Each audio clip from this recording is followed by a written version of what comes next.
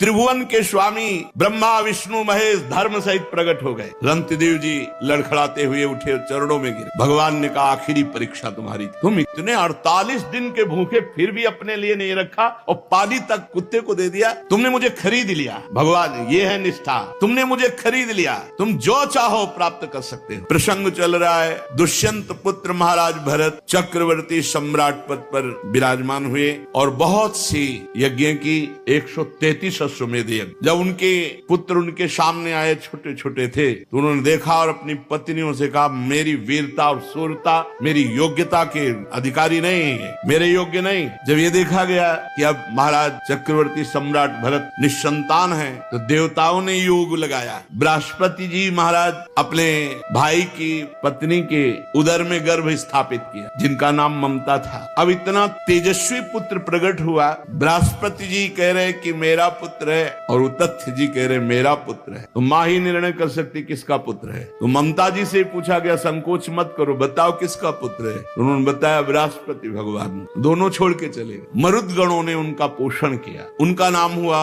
भरद्वाज, महान तपोनिधि परम पवित्र। भरद्वाज जी के मन्यु और मन्यु के 5 पुत्र हुए, बृहच्छत्र, जय, महावीर, नर और गर्ग। नर का पुत्र संस्कृति, संस्कृति के 2 पुत्र हुए, गुरु और रंतिदेव। परम पवित्र त्रिभुवन को पावन करने की सामर्थ्य रखने वाले महाराज रंतिदेव। रंतिदेव जी निरंतर भगवान में स्थित रहते और कोई भी आ जाए कुछ भी मांग ले, जो है उनके पास सब कुछ दे देते थे। निरंतर भगवान में भजन, कोई उद्योग ना करना और मांगने वालों को कभी विमुख न जाने देना। धीरे धीरे चक्रवर्ती सम्राट का वैभव क्षीण होता गया। ऐसी स्थिति आ गई कि खाने को नहीं रह गया। उद्योग रहित, निरंतर भजन में स्थित और जो आ जाए मांगे सो दे दे। महाराज रंतिदेव बहुत बड़े दानियों में सर्वश्रेष्ठ, भगवत भक्तों में महान। यहाँ तक कि कई कई दिन भोजन मिलना दुश्वार हो गया। चक्रवर्ती सम्राट रंतिदेव जी पूरा कुटुंब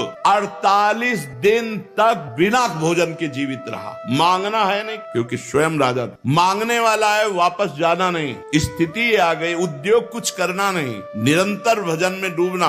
48 दिन तक पूरा परिवार 48 दिन पानी भी नहीं पिया। 49वें दिन प्रातः काल भगवत प्रेरणा से कुछ घी, खीर, हलवा, जल उपस्थित हुआ। 48 दिन के भूखे तो परिवार के लोग देखते ही एकदम, परंतु जो ही वो भोजन का भोग लगा रहे थे, भगवान अतिथि रूप में आ गए। ब्रह्म ऋषि रंतिदेव ने रोक दिया, परिवार बिल्कुल छूना मत, अतिथि भगवान आए। बैठ करके काफी मात्रा में हलवा और जो जो था सब खा के, जल ठंडा पी के, अभी वो जो बचे हुए कुछ कण थे उनको बांट करके प्राण पोषण के लिए पाना ही चाहते थे कि एक दूसरा अतिथि आ गया दरिद्र रूप में, महाराज रंतिदेव। रंतिदेव भगवान के स्मरण किए और वह जो बचा हुआ है दे दो। बचे हुए को अन्न में वो जो अतिथि रूप में आए हुए भगवान थे वो पाले। सोचा कि जो कण गिरे होंगे उनको जबान में रख देंगे, प्रसाद हो जाएगा तो कुछ तो प्राण का। इतने में कुत्ता आ गया, उसने कहा महाराज छूना मत, हमको चाट लेने दो, मैं बहुत दिनों का भूखा हूँ। रंतिदेव ने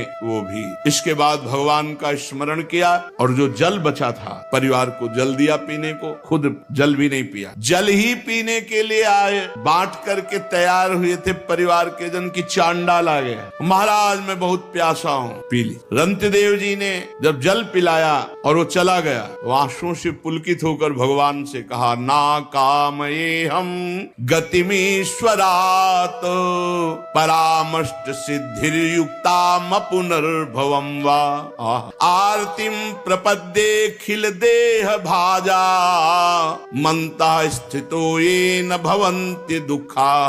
प्रभो मैं आपसे कुछ नहीं चाहता, न आठों सिद्धियां चाहता हूँ, न परम पद चाहता हूँ, न अपना कल्याण चाहता हूँ। मुझको एक सामर्थ्य दे दो, मेरे विश्व में कोई दुखी न रहे, सबका दुख मेरे ऊपर आ जाए। कोई भूखा न रहे, कोई प्यासा न रहे, कोई दुखी न रहे, सबका दुख मेरे ऊपर आ जाए और सब सुखी हो जाए। महाराज रंतिदेव जी, ये भगवान की भक्त की महिमा। मेरे को इतनी सामर्थ्य दो कि पूरे विश्व ब्रह्मांड का दुख मैं सह सकूं, मैं स्वयं भोगूं और कोई भी दुखी न रह जाए। ये प्राणी दीन हो रहा है, कोई जल पीना चाहता है, कोई भोजन के लिए तड़प रहा है, किसी की शरीर की पीड़ा, कोई रोग से ग्रसित है, कोई शोक से, कोई मोह से। मैं नहीं सुखी होना चाहता, हे भगवान सबका दुख मुझे दे दो, सब सुखी हो जाए। क्या हृदय भक्का। रंतिदेव जी ने भगवान भगवान से जे ही प्रार्थना की तो कुत्ता, चांडाल, भूखा अतिथि और ब्रह्म ऋषि, वो कोई और नहीं थे, स्वयं भगवान ब्रह्मा, शंकर, हरि, धर्म, स्वयं मूर्तिमान त्रिभुवन के स्वामी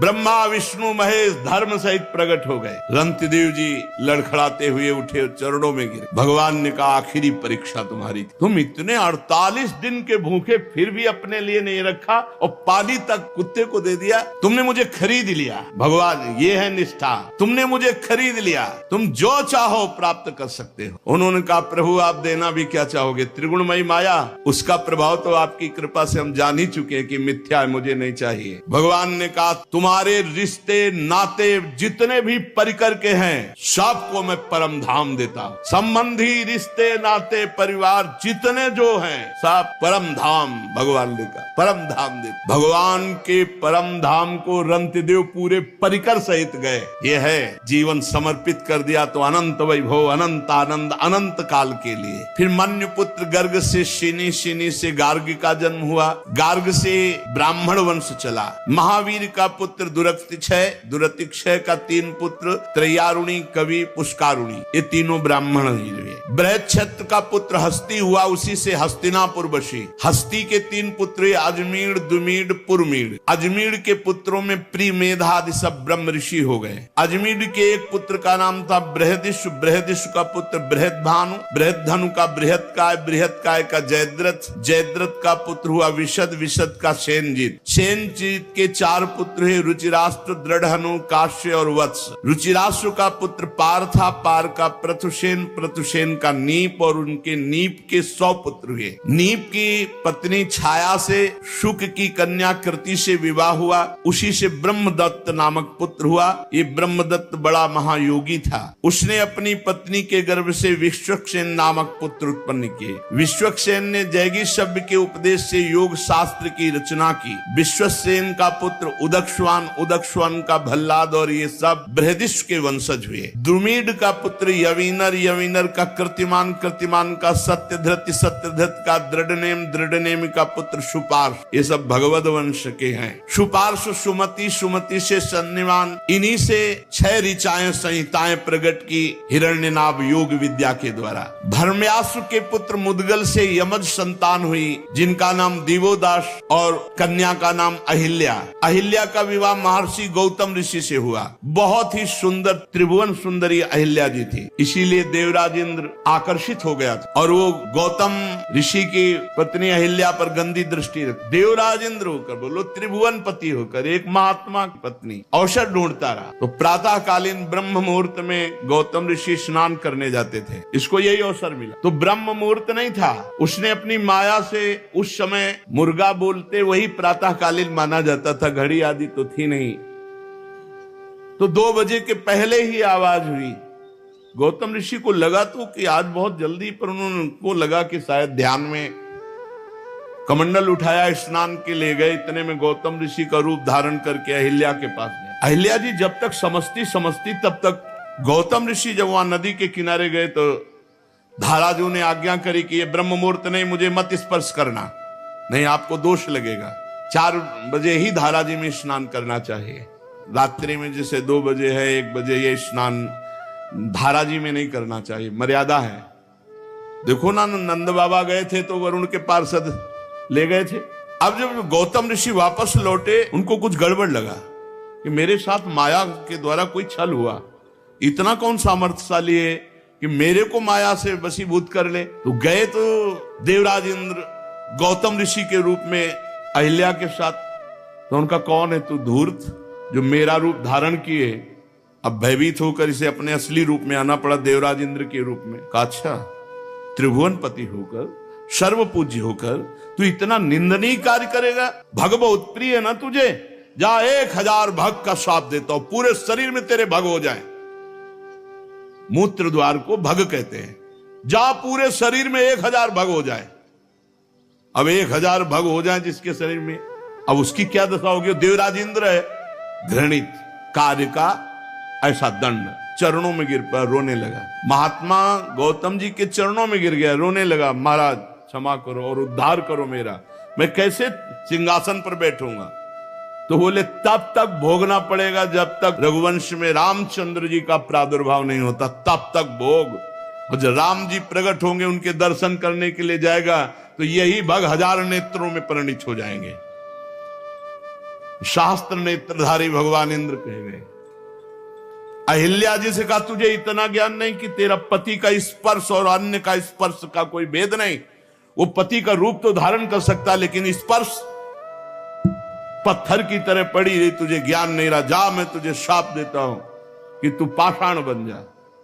तो उनका महाराज माना मेरी गलती, लेकिन आपका रूप था, बहुत विनय की। तो उनका जब भगवान श्री राम वनवास में आएंगे और तुम्हारा स्पर्श चरणों से करेंगे, तब तुम अपने स्वरूप को प्राप्त हो जाओगी। तो गौतम ऋषि के पुत्र हुए शतानंद जी, जो जनक जी के कुल गुरु पद पर विराजमान। शतानंद जी का पुत्र सत्यधृति, जो धनुर्विद्या में अत्यंत निपुण। सत्यधृति के पुत्र थे शरद्वान, ये महान धनुर्विद्या शरद्वान जी। एक दिन उर्वशी जी जा रही थी और शरद्वान जी ने देखा, तो देखते ही उनका ब्रह्मचर्य नष्ट हो गया। इतनी सुंदर उर्वशी जी। अब वो ब्रह्मचर्य मूंज में गिरा। मूंज एक लता होती, झाड़। तो उस वीर के दो भाग हो गए, उसमें पुत्र और पुत्री का जन्म हुआ। इतना तेजस्वी महापुरुषों का होता था। मूंज से पुत्र हो गए। जो पुत्र हुए वो कृपाचार्य और जो पुत्री हुई वो कृपी। महाराज शांतनु एक दिन शिकार खेलने जा रहे थे, तो वहां रोने की आवाज आई, तो देखा तो उन दोनों को दयावश उठा लिया। जो कृपाचार्य थे वो सदैव आचार्य पद पर विराजमान रहे, और जो कन्या थी वो द्रोणाचार्य जी की पत्नी बनी। दिव्यदास का पुत्र था मित्रेय। मृत्यु के 4 पुत्र हुए, च्यवन, सुदास, सहदेव, सोमक। सोमक के 100 पुत्र हुए, इनमें सबसे बड़ा जंतु उनसे प्रशत। प्रशत के पुत्र हुए महाराज द्रुपद। ये पांचाल नरेश महाराज द्रुपद, इन्होंने ही यज्ञ के द्वारा, यज्ञ करते समय उन्होंने इच्छा की, तो अग्निकुंड से भगवान अग्निदेव ने द्रौपदी जी को प्रकट, ये देवी है। और धृष्टद्युम्न पैदा हुआ, जो कवच कुंडल सहित, अस्त्र शस्त्र सहित द्रोणाचार्य का गला काटने में समर्थ। धृष्टद्युम्न का धर्म्याश्व और नरपति, ये सब पांचाल कहलाए। अजमेर का पुत्र ऋक्ष और उसके पुत्र शंबरण। शंबरण का विवाह सूर्य की कन्या तप्ती से हुआ। उन्हीं के गर्भ से कुरुक्षेत्र के स्वामी कुरु का जन्म हुआ। कुरु के 4 पुत्र हुए, परीक्षित, सुधन्वा, जन्नु, निषधाश्व। सुधन्वा से सुहोत्र, सुहोत्र से च्यवन, च्यवन से कृति, कृति से उपरिचर वसु और उपरिचर वसु से बृहद्दत्त। ये उपरिचर वसु बड़े ही महान भागवत थे। ये अपने तपोबल से ब्रह्मलोक प्राप्त किया और ब्रह्मलोक में बैठे हुए थे। वहां देवी गंगा पधारी। उपरिचर वसु की एकदम दृष्टि गई, सब सर झुकाकर खड़े हो गए, लेकिन ये गंगा जी की तरफ देखते रहे और गंगा जी भी उपरिचर वसु की तरफ देखती रही। ब्रह्मा जी ने कहा, ब्रह्मलोक की मर्यादा के विरुद्ध तुमने दृष्टि डाली, इसलिए तुम दोनों मृत्यु लोक को प्राप्त हो, और तुम्हारी परस्पर आसक्ति देखी गई, इसलिए तुम पति पत्नी के रूप में प्राप्त हो। उपरिचर वसु हुई, महाराज शांतनु के रूप में प्रकट हुए और गंगा जी ने उनको पति रूप में प्राप्त किया। बृहद्दत्त कुशाम्ब मत्स्य प्रत्यग्र चेदीप और चेदी देश के राजा हुए। बृहद्दत्त का पुत्र कुशाग्र, कुशाग्र का ऋषभ, ऋषभ का सत्यहित, सत्यहित का पुष्पवान, पुष्पवान के जहु नामक पुत्र हुआ। और बृहद्रथ की एक पत्नी से 1 टुकड़ा और दूसरी पत्नी से 2 टुकड़ा ऐसे प्रकट हुए। अब बृहद्रथ ने देखा कि तो अलग अलग टुकड़े 2 रानियों से बेकार, तो किसी वृक्ष के नीचे गड़वा दिया। जरा नाम की एक राक्षसी घूम रही थी, उसको गंध आई मांस की, तो खाने के उद्देश्य से उसको वहीं 2 अलग अलग टुकड़े थे ऐसे उठाया और बहुत प्रसन्न होगा, जियो जियो जियो जियो। वो जी गया और रोने लगा। तो उसने सोचा कि जिंदा क्या खाना, ये बालक अगर हमारे महाराज बृहदस्यु को प्राप्त हो तो बड़ी राक्षसी चमत्कारिणी थी, वो गई और कहा महाराज की जय हो, हमें 2 टुकड़े मिले, उनको जोड़ा तो पुत्र बन गया। बोले मेरे ही रानी के टुकड़े थे, मैंने ही गड़वाए थे, वो तो मेरा ही पुत्र है। तो जरा राक्षसी के द्वारा जोड़ने के कारण उसका नाम जरासंध हुआ। इसीलिए भीम खूब पटकते रहे लेकिन मरा नहीं। भगवान ने जब ऐसे फड़वा करके उल्टा फेंकवाया तभी जरासंध का सहदेव, सहदेव का सोमपि, सोमपि का श्रुतश्रवा, कुरु के ज्येष्ठ पुत्र कोई संतान उनके नहीं हुई। जन्नू का पुत्र सुरत, सुरत का विदुरत, विदुरत का सार्वभौम, सार्वभौम का जयसेन, जयसेन का राधिका, राधिका का पुत्र अयुत, अयुत का क्रोधन, क्रोधन का देवातिथि, देवातिथि का ऋष्य, और ऋष्य का दिलीप, और दिलीप के महाराज प्रतीप, और प्रतीप के 3 पुत्र हुए, देवापि, शांतनु, बाल्हिक। देवापि तो अवधूत महापुरुष थे। जेवी राजपाट का वैभव देखा, उनका ऐसा मायाकृत है, और एकांतवास करते हुए निरंतर भगवान का स्मरण करके परम पद को प्राप्त हुए। राज्य पद पर महाराज शांतनु विराजमान हुए। ये महा पराक्रमी, महान तेजस्वी, छू ले तो बूढ़े से जवान हो जाए, छू दे तो बूढ़ा जवान हो जाए। यम यम कराभ्याम स्पृशति जीर्णम यौवन में तिस। उनके राज्य में कोई बूढ़ा नहीं रहता था, बूढ़ा जा रहा, छू दिया, जवान हो गया। महाराज शांत, अरे गंगा जी के पति बने कोई ऐसे खिलवाड़, ऐसे वैसे महापुरुष तो कोई कितना भी अशांत हो, छू ले तो शांति, इसीलिए उनका नाम शांतन। दवा की जरूरत ही नहीं है। करामात का चमत्कार रूप शांतनु महाराज। एक बार शांतनु जी के राज्य में 12 वर्ष तक इंद्र ने वर्षा नहीं की, तो ब्राह्मणों ने शांतनु से कहा कि तुमने एक क्रम तोड़ा है, तुम्हारे बड़े भाई देवापि हैं और उनका विवाह नहीं हुआ, उन्होंने राजपद स्वीकार नहीं किया, और तुमने विवाह कर लिया और राजपद स्वीकार किया, उनकी आज्ञा तो हुई नहीं। अब उनकी आज्ञा क्या, वो तो विरक्त महापुरुष। तो कहा तुम परिवेत्ता हो, इसलिए तुम्हारे राज्य में वर्षा नहीं होगी, 12 वर्ष तक वर्षा नहीं होगी। महाराज शांतनु वन में खोज की, और देवापि जब मिले तो उनसे अनुरोध किया। शांतनु के मंत्री अस्मरात ने पहले उन ब्राह्मणों को भेज दिया था सूचना देके कि शांतनु आ रहे हैं, प्रार्थना करेंगे राज्य के लिए, आपका क्या विचार है। उनका कदापि स्वीकार नहीं करें, बोले आप अपने में रहना। देवापि निंदा करने लगे शांतनु जब गए, उन्होंने कहा मुझे राज्य गृहस्थ धर्म बिल्कुल। इसलिए फिर वो लौट कर, देखो तब दोष नष्ट हुआ, फिर वो लौट करके आए तो वर्षा हो गई। कलयुग में जब चंद्रवंश का नाश हो जाएगा, तब सतयुग के प्रारंभ में यही सब सिद्ध महापुरुष जो कलाप ग्राम में इस समय रह रहे हैं, स्वर्ग से ऊपर, स्वर्गलोक, तपलोक, जनलोक, महरलोक, इनमें बड़े बड़े सिद्ध रह रहे हैं। शांतनु जी एक दिन गंगा के किनारे घूम रहे थे, तो उनको एक सुंदरी मिली, वो गंगा जी ही थी। इनके पिता जो प्रतीक थे वो हरिद्वार में बड़ी तपस्या कर रहे हैं। गंगा जी प्रसन्न हुई और आकर के दाहिनी गोद में बैठ गए जांग पे, और प्रतीक ऋषि से कहा कि मैं बहुत प्रसन्न हूं तुम्हारे ऊपर, मुझे स्वीकार करो। तो उनका हाँ बेटी। तो उनका आपने बेटी क्यों कहा? बोले दाहिनी जंघा पुत्री का अधिकार। तो उनका मैं तो आसक्त चित्त होके आई थी। तो बोले मेरे पुत्र वधू तो मेरी पुत्री के समान ही रहोगी। तो गंगा जी उनसे कहा था कि आपका पुत्र हमसे प्रश्न नहीं करेगा मैं कौन हूं और मैं क्या करती हूं, ये प्रश्न नहीं करेगा। जिस दिन प्रश्न किया उसी दिन चली जाऊंगी। शांतनु जी ने देखा ही केवल गंगा जी को, इतना सुंदर गंगा जी, नजदीक गए और कहा चक्रवर्ती सम्राट महाराज शांतनु आपकी दास्ता स्वीकार करता है, क्या आप हमारी प्रार्थना स्वीकार करते हैं? तो गंगा जी ने कहा शर्त, प्रश्न नहीं मैं कौन हूं, क्योंकि जान जाए कि गंगा जी हैं तो फिर स्पर्श करने की सामर्थ्य कहां। देव निधि भगवती ब्रह्म स्वरूप गंगा जी। दूसरी बात, मैं जो भी क्रिया करूंगी उस पर तुम प्रश्न नहीं करोगे। शांतनु ने कहा स्वीकार। तो कहा मैं आपकी अर्धांगिनी बन सकती हूँ। अब तो गंगा जी को रथ पे बैठा के लाए, पूरे हस्तिनापुर में आनंद की धूम मच गई। गंगा देवी तो रिद्धियां सिद्धियां सब महलों में लौटती। पहला पुत्र हुआ, सीधे उठाया और गंगा जी की धारा में जाके फेंक दिया। ये अष्टवसु हैं। भगवान वशिष्ठ जी के शाप से मनुष्य लोक को इनकी प्राप्ति हुई। विस्तार से चरित्र है। 2, 3, 4, 5, 6, 7, 8वें को जो उठा, कौन है तू? भीष्म जी 8वें, वही कौन है तू?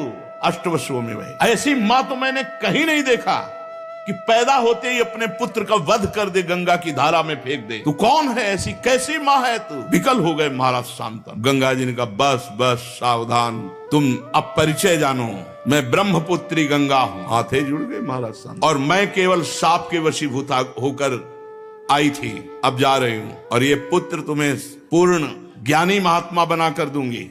गंगा जी अंतर ध्यान हो। महाराज शांतनु ऐसे विरह में कि लग रहा था प्राण निकल जाएंगे। बस गंगा की धारा को देखना, गंगा जी की तरफ, गंगा जी की वही याद कि मैं जान नहीं पाया देवी गंगा हमारे पास इतने वर्षों तक रही। एक दिन वो धारा में देख रहे थे तो गंगा की धारा रुक गई। वो और प्राण की जो जिस धारा के सहारे था वो धारा भी गई। तो लगा रोक कौन सकता है? तो आगे देखा तो 9 किशोर बालक बाणों की बौछार से गंगा की धारा को रोक रहा। हे राजकुमार, कौन हो तुम इतने वीर? तो उनका मां, क्योंकि पुरुष को देखा, बोले मां। सोई गंगा जी प्रकट हो गए। अब तो महाराज शांतनु, कालो ये तुम्हारा पुत्र है देवव्रत। ये विश्व के समस्त धनुर्धरों से, जैसे भगवान परशुराम जी समस्त विद्याओं में, समस्त कलाओं में, समस्त अस्त्र शस्त्र आदि में परम प्रवीण और सत्य प्रतिज्ञ महात्मा देवव्रत, ये तुम्हारा पुत्र है। ले जाओ, तुम्हारे यश का विस्तार करेगा। तो उनका देवी आपका सानिध्य। गंगा जी काफी तसल्ली मिली देवव्रत से, पर विकलता गंगा जी शांतनु जी के भीष्म जी प्रकट हुए। शेष चर्चा आगे। श्री राधा वल्लभ लाल की।